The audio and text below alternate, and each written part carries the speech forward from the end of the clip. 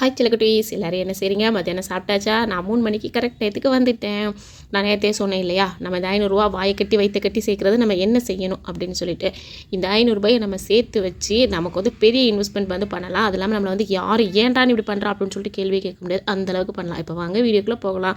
அதுக்கு முன்னாடி என்னோடய வீடியோ உங்களுக்கு பிடிச்சிருந்துச்சுன்னா லைக் பண்ணி ஷேர் பண்ணி சப்ஸ்கிரைப் பண்ணிக்கோங்க. முக்கியமாக கொஞ்சமாச்சும் கமெண்ட் பண்ணுங்க. யார் பேசுகிறீங்கன்னு எனக்கும் ஃப்ரெண்ட்ஸே இல்லாமல் ரொம்ப போர் அடிக்குது. நீங்கள் எல்லாம் கமெண்ட் பண்ணிங்கன்னா நானும் உங்கள் கூட அப்படியே பேசிக்கிட்டு ஜாலியாக நம்ம வீடியோ போடலாம். ஓகேவா? சரி, இப்போ வாங்க வீடியோக்குள்ளே போகலாம். நேற்று நான் சொல்லியிருந்தேன், குட்டி பசங்க இருக்கிறவங்க வந்து ஈஸியாக வந்து நம்ம ஸ்கூலில் வந்து சேர்க்கலாம். அது மட்டும் இல்லாமல் நம்ம அப்படி சேர்க்கும்போது கஷ்டப்பட்டு உடனே வாங்கிலாம் சேர்க்கணுங்கிற அவசியமே இல்லை. கடனும் வாங்க வேண்டாம், உடனும் வாங்க வேண்டாம். ஈஸியாக நம்ம கையிலேருந்தே சேர்த்து வைக்கலாம். நகையாகவும் சேர்க்கலாம். இப்போவே நிறைய பேருக்கு புரிஞ்சுருந்துருக்குன்னு நினைக்கிறேன். புரியாத மக்களுக்காக நான் இப்போ சொல்கிறேன். ஃபஸ்ட்டு பேங்கில் மட்டும் எப்போவுமே போட்டாதீங்க. பேங்கில் போட்டால் பேங்க்காரனுக்கு தான் நல்லது, நமக்கு நல்லது இல்லை. ஸோ அவன் வந்து நல்லா இருக்கணுங்கிறதுக்காக நம்ம போட வேண்டாம். அவன் சம்பளத்தில் அவன் நல்லா இருந்துப்பான். ஸோ அதனால் நான் இப்போ என்ன சொல்ல வரேன்னு சொன்னீங்கன்னா, நகைச்சீட்டு போடுங்க. சரியா?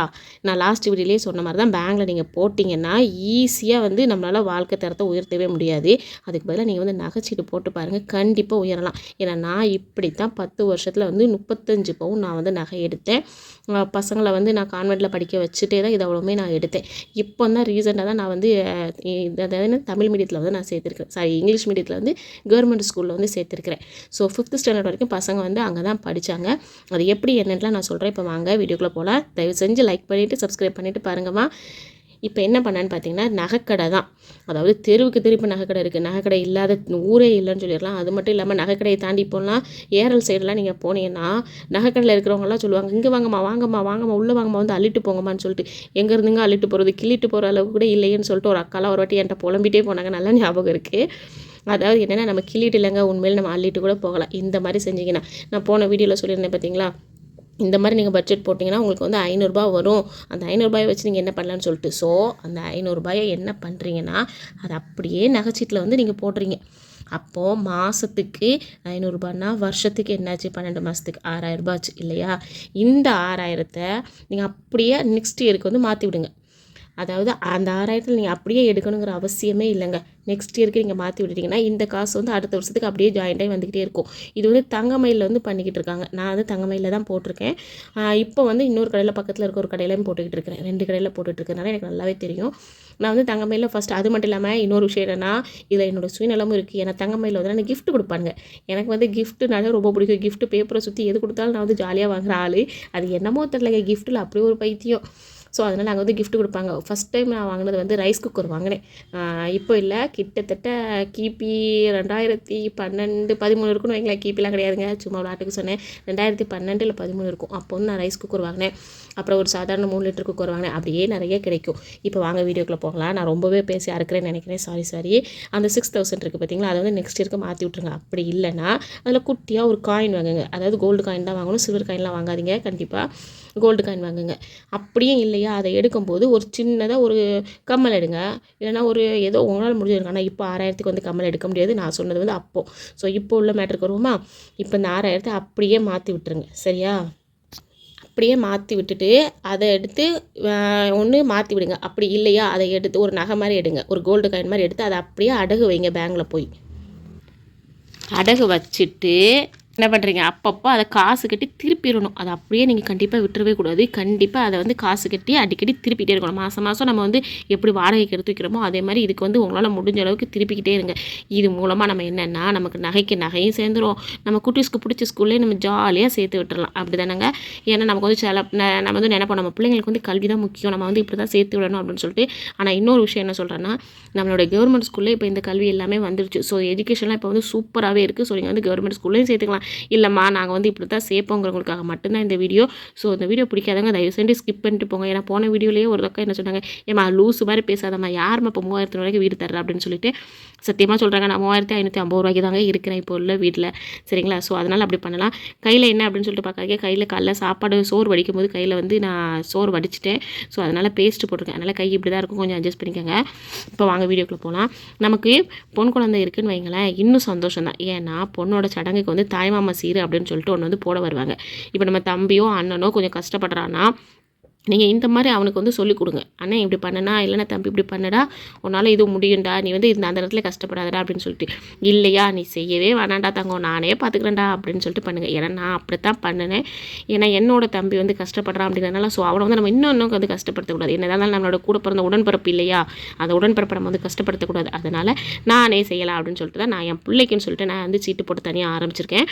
அது என்னன்னு சொல்லிட்டு நான் அடுத்த வீடியோவில் கண்டிப்பாகவே நான் சொல்லுவேன். சரிங்களா, இனி வரப்போகிற வீடியோவில் ஃபுல்லாகவே நான் எப்படி சேவிங் பண்ணுறேன் அப்படின்னு சொல்லிட்டு காட்டுவேன். என் ஹஸ்பண்டுக்கோ என் தம்பிக்கோ எந்த கரைச்சலுமே இருக்கக்கூடாது. அந்தளவுக்கு நான் வந்து என்னோட லைஃப்பை வந்து நானே கொண்டு போகணும் அப்படின்னு சொல்லிட்டு நான் ஆசைப்படுவேன். அப்படி தான் செஞ்சுட்ருக்கேன். இதில் நம்ம போடும்போது நமக்கு வந்து செய்கூலி சேதாரம் வந்து கண்டிப்பாக கிடைக்கவே கிடைக்காது. ஏன்னா செய்கூலி சேதாரம் இல்லாமல் நமக்கு வந்து நகை எடுக்கும்போது எக்ஸ்ட்ரா 1 கிராம் தான் எடுக்கலாம். அது எப்படி நான் சொல்கிறேன் பாருங்கள். இப்போ நீங்கள் செய்கூலி சேதாரத்தோடு போனீங்கன்னா கண்டிப்பாக 1 கிராமாவது குறைஞ்சிரும். இப்போ பாருங்கள், இப்போ நான் மாதம் வந்து 2000 ரூபாய் சீட்டு போட்டுக்கிட்டு இருந்தேன். சரிங்களா, இது இப்போ இல்லை, 2023 போட்டது. சரிங்களா, அதாவது 12 மாதம் நான் போட்டேன். 12 மாதத்துக்கு என்ன ஆச்சு, 24,000 ரூபாய் ஆச்சு இல்லையா. இந்த 24,000த்தில் எத்தனை கிராம் எடுக்க முடியும் நீங்களே யோசிங்களேன். அப்போ வந்து 2023 வந்து 1 கிராம் வந்து 7,000 இல்லை சம்திங், 7,000லாம் இல்லை, போன வருஷம் தான் 6,600 இருந்துச்சு. அதுக்கு முந்தின வாட்டி கொஞ்சம் கம்மியாக தான் இருந்துச்சு. ஸோ நான் என்ன பண்ணினேன்னா, அதுவும் இல்லாமல் நான் அதை வந்து ஒழுங்காக என்னால் கெட்டவும் முடியலை. ஏன்னா அப்போ வந்து கொஞ்சம் ஹாஸ்பிட்டல் இஷ்யூலாம் இருந்ததுனால நான் மாதம் கெட்டாமல் 1 மாதம் விட்டு 1 மாதம் கட்டினேன். ஸோ எனக்கு வந்து 1.5 வருஷம் கிட்ட இழுத்துருச்சு. அப்படி நான் முடிக்கும்போது எனக்கு வந்து 2 கிராம், இப்போ உள்ள காலகட்டத்தில் 2 கிராம் தான் எடுக்க முடியும். நான் அங்கே போய் எடுக்கும்போது எனக்கு 3 கிராம் வந்து என்னால் எடுக்க முடிஞ்சிச்சு. ஒரு குட்டியாக ஒரு கம்மல், நல்ல அழகான கம்மல் தான். நான் அதை கண்டிப்பாக உங்கள்கிட்ட வந்து காட்டுறேன் நெக்ஸ்ட் வீடியோவில். ஒரு குட்டி அழகான கம்மல் எடுத்து நான் வந்து எடுத்து உள்ளே வச்சுட்டேன். இது எதுக்காக அப்படின்னு சொன்னிங்கன்னா, என் தம்பியை வந்து எடுத்தந்தா சடங்குக்கு அப்படின்னு சொல்லி அவன்கிட்ட வந்து கொடுத்து நான் போட சொல்லிடுவேன். ஏன்னா அப்போ தான் அவனுக்கும் சபையில் வந்து ஒரு மரியாதை இருக்கும். இது வந்து 2 in 1 ஆச்சா, நான் வந்து சேவ் பண்ண மாதிரியும் ஆச்சு, என் தம்பிக்கு கொடுத்த மாதிரியும் ஆச்சு, என் பிள்ளை நல்லா படிக்க வச்ச மாதிரியும் ஆயிடுச்சு.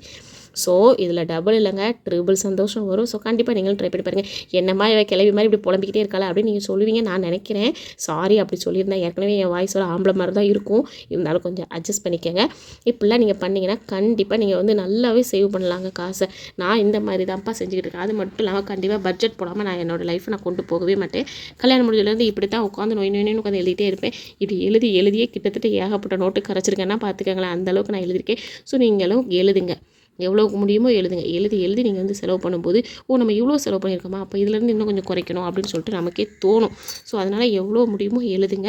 முக்கியமாக நகைச்சீட்டு போடுங்க. நீங்கள் நகைச்சீட்டு போடுறதுல தான் நிறைய பெனிஃபிட் இருக்குது. இல்லை நான் சாதா சீட்டு தான் போடுவேன், அதாவது இப்படி பிடிப்பாங்களா 10 மாத சீட்டு 20,000 ரூபாய் 25,000 ரூபாய் பிடிப்பாங்களா, அப்படிலாம் போகவே செய்யாதீங்க. ஏன்னா நீங்கள் நகைச்சீட்டு போடும்போது உங்களுக்கு வந்து அன்னைய ரேட்டுக்கு வந்து உங்களுக்கு நகைக்கு நகையாகவே வர வைப்பாங்க. காசாக வர வைக்கிற இடத்துல நீங்கள் கண்டிப்பாக நகைச்சீட்டு சேராதீங்க. அது வந்து வேஸ்ட்டுங்க, உங்களை ஏமாத்துறது. ஸோ அதனால் நீங்கள் அப்படி சேராதீங்க.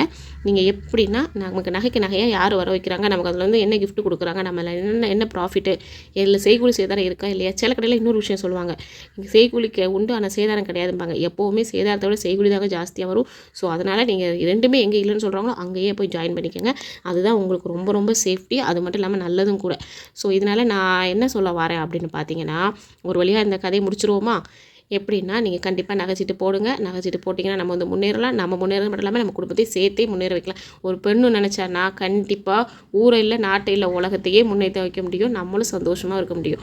ஸோ கண்டிப்பாக நீங்கள் இந்த மாதிரி ட்ரை பண்ணி பாருங்கள். யாரெல்லாம் இந்த மாதிரி நகைச்சீட்டு போட்டு நகைலாம் எடுத்திருக்கீங்க அப்படின்னு சொல்லிட்டு கமெண்ட் பண்ணுங்கள், நாங்களும் தெரிஞ்சுக்கிறோம்.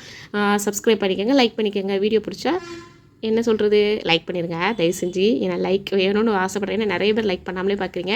முக்கியமாக கமெண்ட் பண்ணுங்கப்பா, நம்ம எல்லாருமே ஃப்ரெண்ட்ஸாக இருப்போம். ஓகேவா, ஜாலியாக. ஓகே பாய்மா.